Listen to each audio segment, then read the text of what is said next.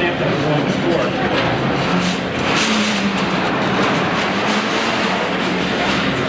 This is texture mat. Now, texture mat has the feathered edges, allows you to work easily around all the obstacles, pipes, penetrations, whatever is in the way, doors, and very flexible. Also, vertical stamping for theming environments and things like that. This is where the texture mat comes into play. So we just have this very simple paving stone as well. We're going to seal and release it and pour the rubber on at its finest level. Now, a word of caution, again, is that we're using urethane rubber, which is adhesive. So we have to make sure that this piece is properly sealed and released. Now, that's okay if we purchase this piece and it's ours. But if we're walking up and hiking in the mountains and we're in Rocky Mountain National Park, they would not be happy if we start putting sealer or release agent on there. So in that case, we might want to use a silicone. A really funny story about a customer that got pulled over by the Canadian Mounted Police trying to make a wall off the rock on the side of the highway. It wasn't good. RCMPs. Yeah. So just make sure that you own the rock before you put sealer and release agent on it. You see we've done this demo before. The sealer is penetrated into the stone, not come out. So it permanently looks like that color. That's why we have so many different types of sealers, release agents, and materials as well. So we'll just quickly put a little bit more seal on here for the sake of demonstration.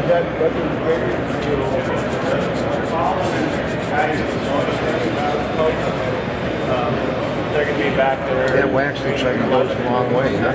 Yeah. Yep.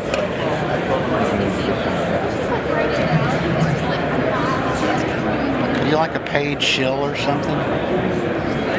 They got good stuff. I've used a lot of it. It works. Is any texture? Yeah, that's what he used on the boat. Does it? Yeah. I use some bristles in there. I use that. All right.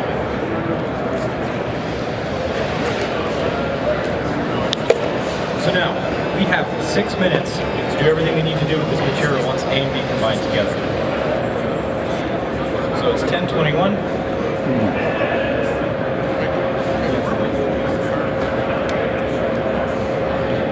And a demo we'll do later on. Let me ask you something dumb. Does that stuff in the container, does it settle shape it first before you? Yep.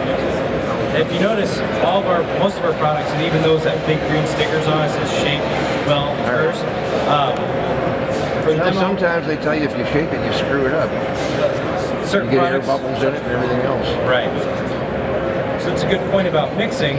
We don't want air bubbles in here. No.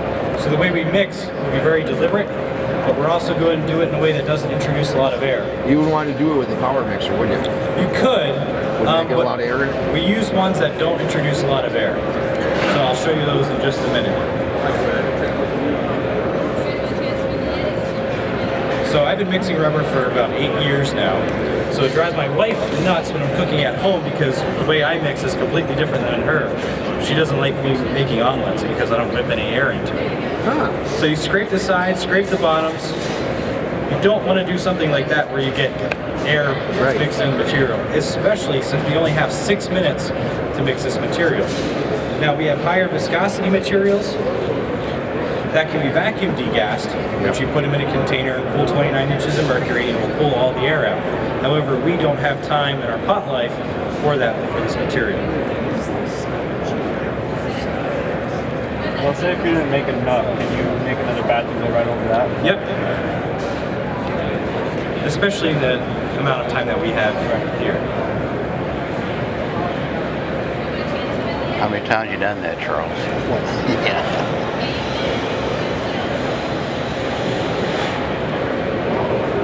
Okay, we mixed the sides and the bottom. When we're pouring it too, it's also important to pour in a thin, steady stream in the middle. The material is just a little bit thicker than water, so it will find its own level.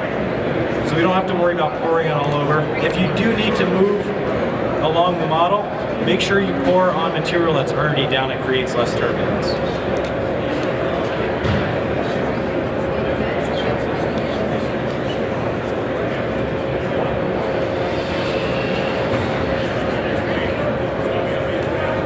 Bristles on it.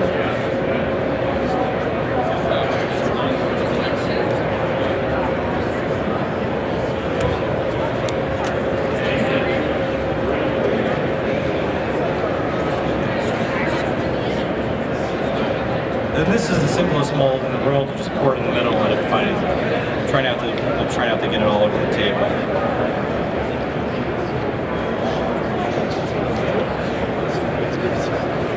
See how far that gets us.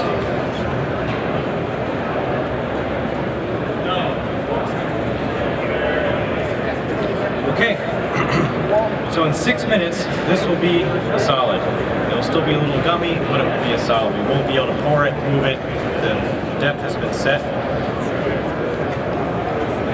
In 90 minutes, we'll be able to demold it, and then the next day we'll be able to actually use it. So although we have a 90-minute demold time, we still want to wait full 24 hours for the full cure. But that allows the short demold times allow us to make multiple parts in one day.